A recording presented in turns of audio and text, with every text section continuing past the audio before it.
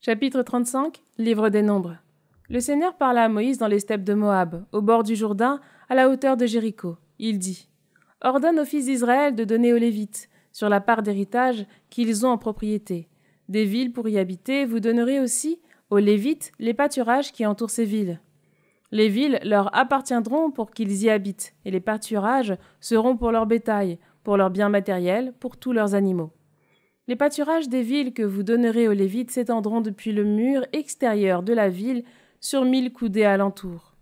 Vous mesurerez, à l'extérieur de la ville, du côté est, 2000 coudées, du côté sud, 2000 coudées, du côté ouest, 2000 coudées, du côté nord, 2000 coudées, la ville étant au centre. Ce sera pour eux les pâturages des villes. Les villes que vous donnerez aux Lévites sont les villes de refuge au nombre de 6. Données par vous pour que les meurtriers puissent s'y enfuir. Vous leur donnerez, en outre, 42 villes. Au total, vous donnerez aux Lévites 48 villes, les villes et leurs pâturages. Les villes que vous donnerez proviendront de la propriété des fils d'Israël. À celui qui a beaucoup, vous prendrez beaucoup. À celui qui a peu, vous prendrez peu. Chacun donnera des villes aux Lévites en proportion de la part d'héritage qu'il aura reçue. Le Seigneur parla à Moïse, il dit : « Parle ainsi aux fils d'Israël.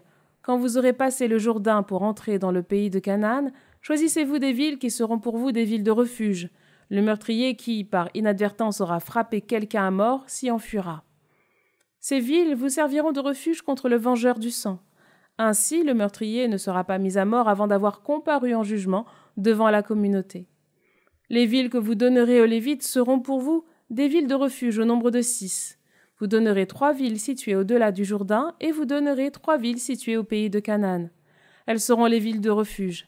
Ces 6 villes serviront de refuge aux fils d'Israël ainsi qu'à l'immigré et à l'hôte de passage, afin que s'y enfuit quiconque aura, par inadvertance, frappé quelqu'un à mort. S'il l'a frappé avec un objet en fer et causé la mort, c'est un meurtrier, et le meurtrier doit être mis à mort. Si de sa main il a frappé avec une pierre qui peut provoquer la mort et a effectivement causé la mort, c'est un meurtrier, et le meurtrier doit être mis à mort. Ou encore, si de sa main il a frappé avec un objet en bois qui peut provoquer la mort et a effectivement causé la mort, c'est un meurtrier, et le meurtrier doit être mis à mort. C'est le vengeur du sang qui mettra à mort le meurtrier.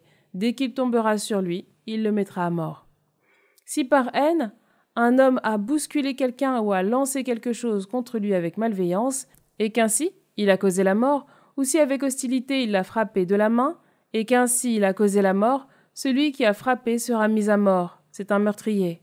Dès qu'il tombera sur le meurtrier, le vengeur du sang le mettra à mort.